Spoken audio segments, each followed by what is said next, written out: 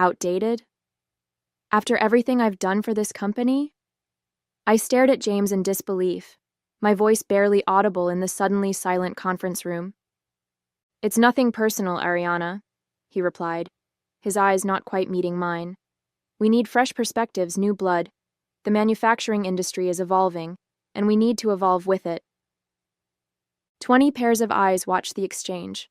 My colleagues, people I'd worked alongside for years, shifted uncomfortably in their seats. A few looked down at their notebooks, avoiding the spectacle entirely. James adjusted his tie, a smirk playing at the corner of his mouth. "HR has your severance package ready. We'll need your security badge and laptop before you leave the building." The humiliation burned through me. 20 years at Meridian Manufacturing, gone in a 5-minute speech delivered at our monthly staff meeting. I took a deep breath, rose from my chair, and nodded. "I wish you all the best," I said, my voice steadier than I felt. I gathered my notepad and pen, the only personal items I'd brought to the meeting, and walked out without another word. "My name is Ariana Vasquez, 49 years old. Until 10 minutes ago, I was the production systems manager at Meridian Manufacturing, one of the largest custom metal fabrication companies in Chicago. I started as an assistant on the factory floor when I was 29 and worked my way up, learning every aspect of our production systems, both the visible ones on paper and the invisible ones that kept everything running smoothly. For 2 decades, I've been the person everyone called when things went wrong, the one who stayed late troubleshooting supplier issues, who knew which machines needed special handling, who remembered that client A needed their orders packaged a specific way, or they'd reject the entire shipment.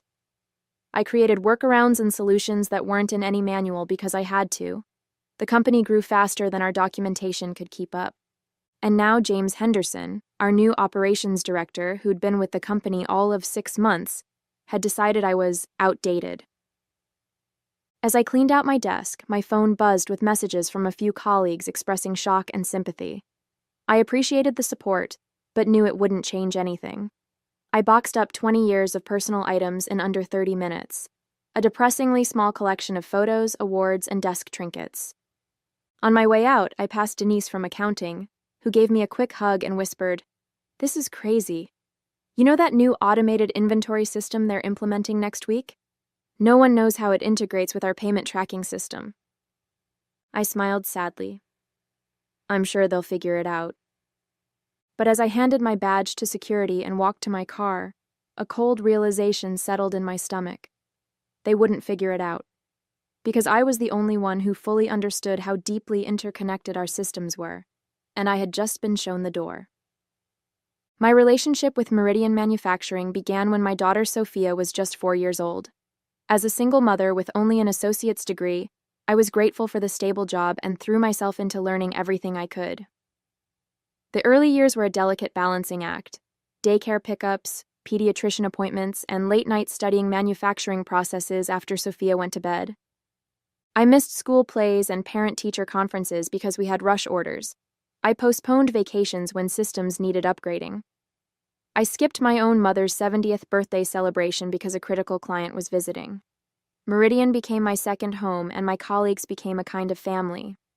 Robert, the previous operations director who retired last year, recognized my dedication. "You're the glue holding this place together, Ariana," he'd often say. Under his leadership, I was promoted 3 times, eventually overseeing all production systems. Robert understood that my value wasn't just in what I did, but in what I knew, the institutional knowledge that couldn't be captured in procedures or manuals. I tried to document the systems I'd created. I truly did.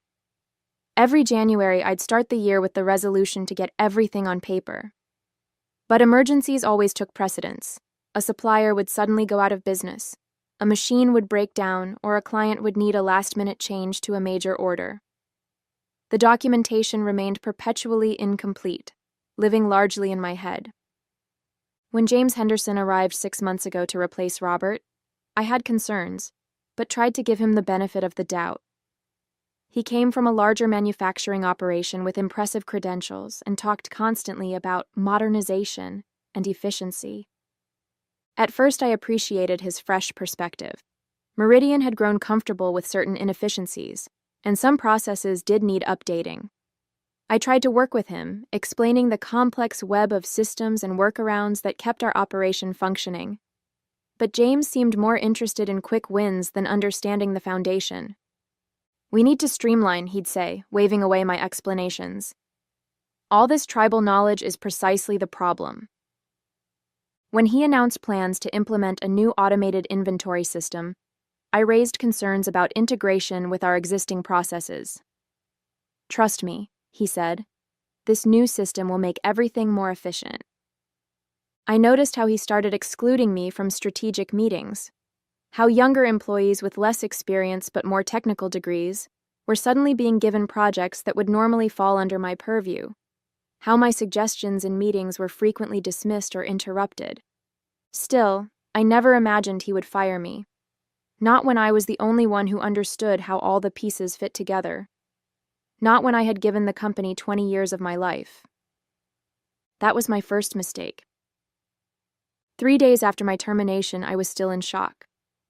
I'd spent the time updating my resume, though it felt strange to condense 20 years of experience into bullet points. Sophia, now 24 and living in New York, called daily with encouragement and apartment listings in the city, suggesting maybe it was time for a change of scenery.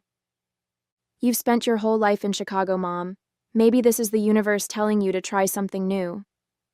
I appreciated her optimism but wasn't ready to make any major decisions.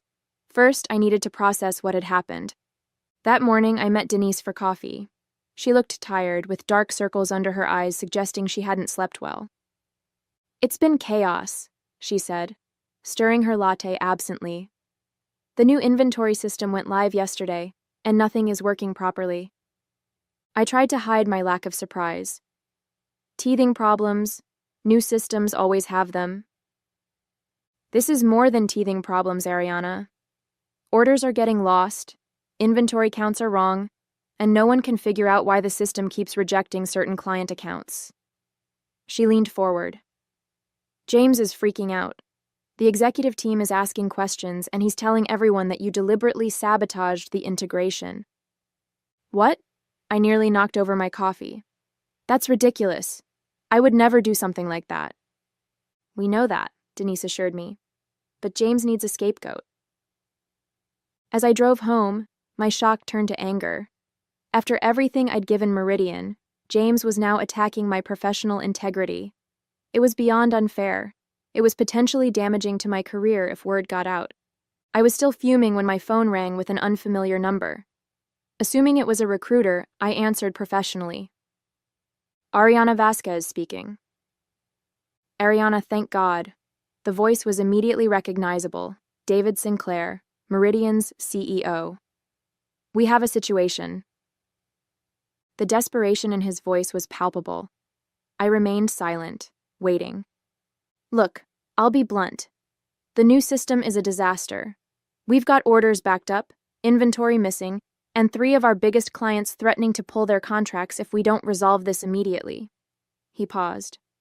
"We need you back." I gripped the phone tighter. "David, James just fired me. He's telling people I sabotaged the company." "James doesn't know what he's talking about," David replied dismissively. "He didn't understand how integral you were to our operations. None of us did, really. We took your knowledge for granted." The validation I'd been seeking for years had finally arrived, but only after everything had fallen apart. Part of me wanted to savor the moment, to let them struggle as I had so many times trying to keep their systems running. But another part, the part that had poured my heart into this company for 2 decades, ached at the thought of everything I'd built crumbling. "Please, Ariana," David continued, his voice dropping to an almost pleading tone. "Come back as a consultant. Triple your previous salary. We'll make it worth your while." I sat in my car, staring at the phone, a storm of conflicting emotions washing over me. They needed me now. But where was this recognition when it actually mattered? After a sleepless night weighing my options, I agreed to return to Meridian as a consultant, but on my terms. I would work remotely, set my own hours, and my contract would include a non-disparagement clause addressing James's false accusations. David agreed immediately, desperation evident in his voice. My first day back was strange. I connected to Meridian's systems from my home office, the familiar interfaces now viewed through a different lens. I wasn't an employee anymore. I was a hired gun brought in to save them from their own mistakes. It didn't take long to identify the primary issues. The new inventory system hadn't been properly integrated with the payment tracking system, exactly as I had warned. Moreover, several client-specific workarounds I'd implemented over the years had been overlooked during the transition. The system was trying to force standardization on processes that required customization. I documented the problems and solutions methodically, creating clear instructions for the IT team. By the end of the day, the most critical issues had been addressed, and orders were flowing again. I sent a comprehensive report to David, copying the relevant department heads but deliberately excluding James. The next morning, my inbox contained effusive thanks from David and several other executives. The only message from James was terse. Please copy me on all communications going forward. I replied with professional courtesy, attaching my previous report. Within an hour, he requested an emergency virtual meeting with me and the IT team. When I joined the video call, James's face appeared on my screen, tight with barely concealed anger. Ariana, while we appreciate your help with the immediate crisis, we need to discuss your approach, he began. Some of your solutions seem to be reverting us to the old methods rather than embracing the new system's capabilities. I'm using hybrid solutions that allow the new system to function with our existing client requirements, I explained. Many of our major clients have specific needs that the standard system doesn't accommodate. James shook his head. That's exactly the problem. We've invested in this system to standardize our processes. If we keep making exceptions, we'll never modernize. One of the IT specialists, Tom, unmuted himself. James, Ariana's approach is working. The critical errors have stopped, and we're processing orders again. Temporarily, James insisted, but it's not sustainable. We need to retrain our clients to work with our new standardized system. I muted myself to prevent an incredulous laugh from escaping. Retrain our clients? Some of these companies had been with Meridian for decades and represented millions in annual revenue. They wouldn't change their entire operation to accommodate our new software. The meeting continued with increasing tension. James kept pushing for his vision of complete standardization, while the IT team grew visibly uncomfortable with his dismissal of practical solutions. Later that afternoon, I received an email from James outlining a new direction for my consulting work, essentially asking me to create documentation for his standardization plan rather than fixing the immediate problems. It was a thinly veiled attempt to sideline me while still having access to my knowledge. I wrote a carefully worded response, copying David and the department heads, explaining why this approach would likely result in losing several major clients. I included revenue figures and contract terms to support my position. Within minutes, David called me directly. Ariana, ignore James's email. Continue with your current approach. You have my full authority. It was a small victory, but I knew it was temporary. James wouldn't simply accept being overruled. He would find another way to assert control and push me out again. That evening, as I reviewed system logs to track down a persistent error, I discovered something unusual. Someone had attempted to modify several key configuration files the night before I was fired. The timestamps matched a time when most employees would have been gone, but the building access logs would show who was present. I needed those logs, but requesting them would alert James that I was investigating. I needed to be clever about this. The next day, I called Denise under the pretext of needing clarification on some accounting workflows. Our conversation meandered naturally to the topic of the building's new security system installed last year. It's been a nightmare, Denise sighed. We have to badge in and out of every section, and it logs everything. HR uses it for time tracking now. That sounds tedious, I sympathized. Who manages those logs? Is it still building services? Or did they move that to IT? Neither. Everything's cloud-based now. Department heads can access their team's logs through the admin portal. This was exactly what I needed. Access to those logs would show who was in the building the night before my termination. Interesting, I said casually. Hey, since I'm working remotely, could you send me a link to that admin portal? I might need to check when certain team members were working on specific projects. Once Denise sent the link, I realized I needed login credentials. As a consultant, I no longer had admin access. I considered asking David directly, but worried it might raise questions about my intentions. Instead, I tried my old credentials on a hunch, and they worked. In their haste to bring me back as a consultant, IT had reactivated my previous access levels without adjusting the permissions. What I discovered in the logs sent a chill down my spine. The night before my termination, James had been in the building until nearly midnight, highly unusual for an operations director who typically left by 6 p.m. More importantly, he had accessed the server room using his badge.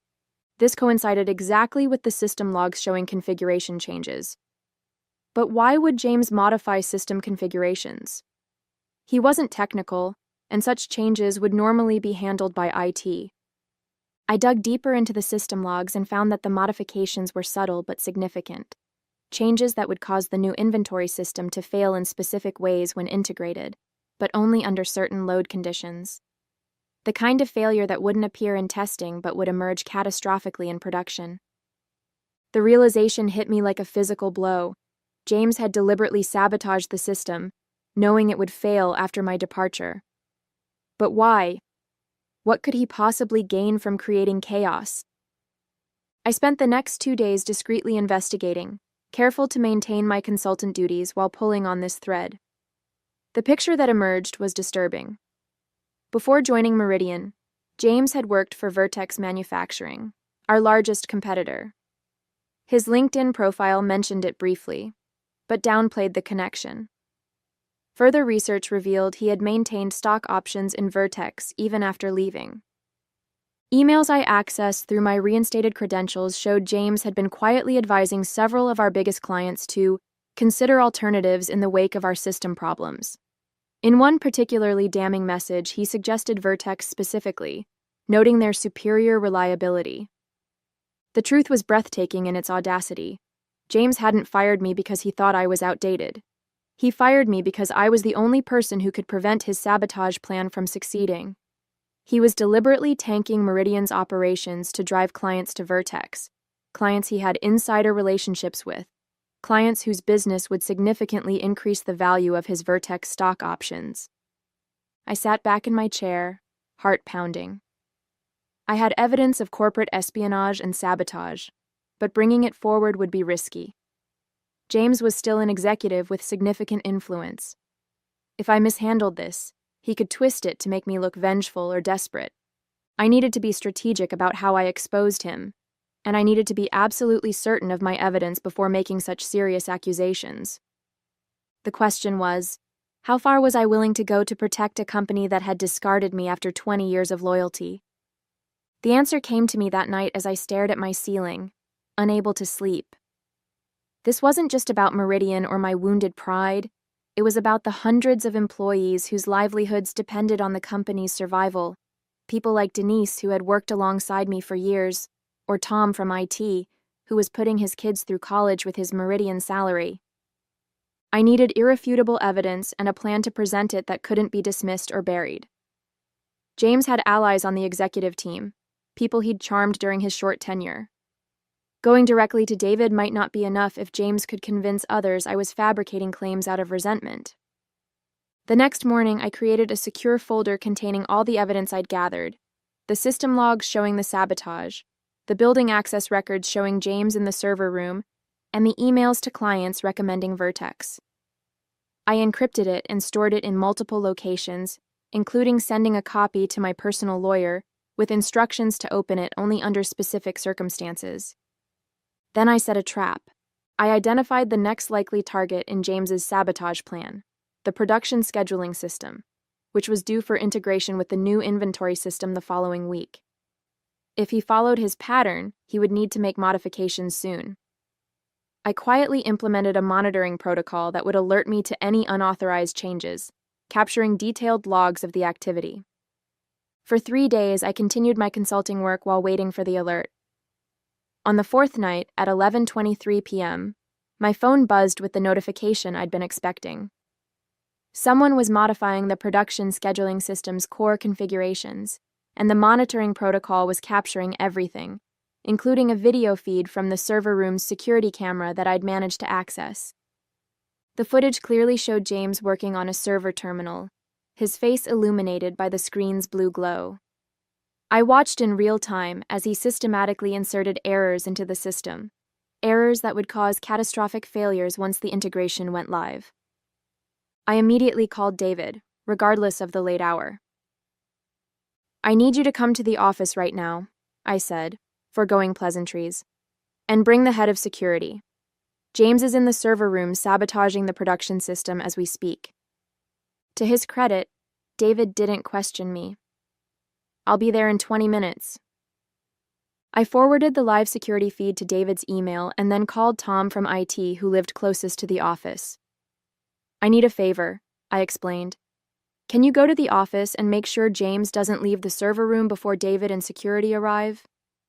While waiting for confirmation that James had been caught, I compiled my complete dossier of evidence and sent it to David with a detailed explanation of what I'd found. I included the connection to Vertex and the communications with clients. Just after midnight, David called. "We've got him," he said, his voice tight with anger. "Security is escorting him from the building. The police have been called." I exhaled slowly, tension draining from my shoulders. "You need to secure his computer and phone immediately," I advised. "And contact those clients he's been communicating with. There's no telling how many he's approached." "Already on it," David assured me. "Ariana, I don't know how to thank you. You've saved the company twice in 1 week." "I did my job," I replied simply. "The job I've always done." As I hung up, I felt an unexpected emotion wash over me. Not vindication or triumph, but a profound sadness. 20 years of my life dedicated to Meridian, and it had come to this. Saving the company from someone who had been there less than a year. But mixed with the sadness was something else, the dawning realization that I was finally free to choose what came next. The next morning, I arrived at Meridian's offices in person for the first time since my termination. The security guard greeted me with a surprise smile and a new visitor badge. "Ms. Vasquez, good to see you back." David met me in the lobby, looking exhausted but relieved. "Thank you for coming in. The board is assembling for an emergency meeting, and they've asked you to join." Walking through the familiar hallways felt surreal. Colleagues stopped to greet me, many offering quiet thanks or expressions of disbelief about James's actions. News had traveled fast. The boardroom was filled with tense executives when we entered. David guided me to a seat near the head of the table and began the meeting without preamble. "As you all know, we've uncovered evidence that James Henderson was deliberately sabotaging our systems to drive business to our competitor, Vertex Manufacturing. The police are involved, and we've already contacted our legal team about industrial espionage charges." He turned to me. "Ariana has compiled comprehensive documentation of the sabotage, which has been distributed to each of you. She was instrumental in uncovering this plot and catching James in the act." The board members reviewed the evidence in stunned silence. Finally, the chairwoman, Eleanor Barnes, looked up at me. "Ms. Vasquez, on behalf of the board, I want to extend our sincere apologies for what happened. Your termination was clearly a terrible mistake."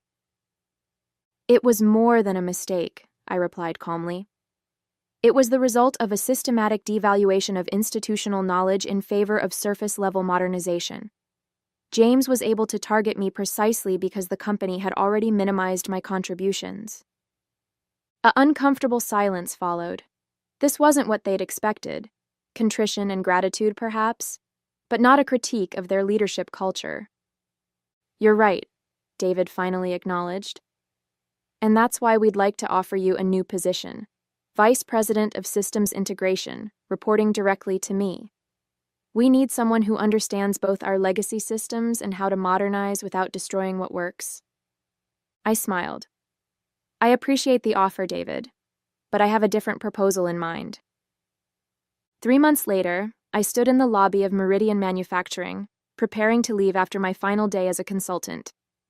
The systems were stable, thoroughly documented, and managed by a team I had personally trained.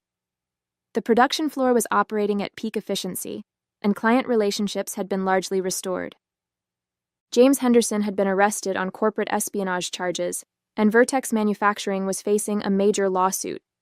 The scandal had made industry news, with James's reputation in ruins. Several other companies had discovered similar sabotage attempts in their systems, suggesting his scheme had been more widespread than initially thought. As for me, I had declined Meridian's offer of executive employment. Instead, I'd negotiated a 6-month consulting contract at an exceptional rate to rebuild their systems and train their staff properly. The experience had been cathartic, finally having the time and authority to document everything I'd created over 2 decades, to be recognized for my expertise, and to leave the company stronger than I found it. David approached as I prepared to leave. "Are you sure I can't convince you to stay?" he asked, not for the first time. "I'm sure," I replied. "You have my number if there's an emergency, but the team is well trained now." "And Vasquez Systems Consulting is officially open for business?" he asked with a smile. "With Meridian as my first client reference," I confirmed. "But not my only one. I've already signed contracts with 2 other manufacturers in the region." As I walked out of the building, my phone buzzed with a text from Sophia. "Apartment hunting this weekend still on?" I smiled and replied, "Absolutely. I'm thinking Manhattan might be nice." 20 years at one company had given me invaluable knowledge. The next 20 would be spent sharing that knowledge, on my terms, with proper recognition, and at a consultation rate that reflected my true value. Sometimes the best revenge isn't just proving them wrong, it's using their mistake to finally live the life you deserve.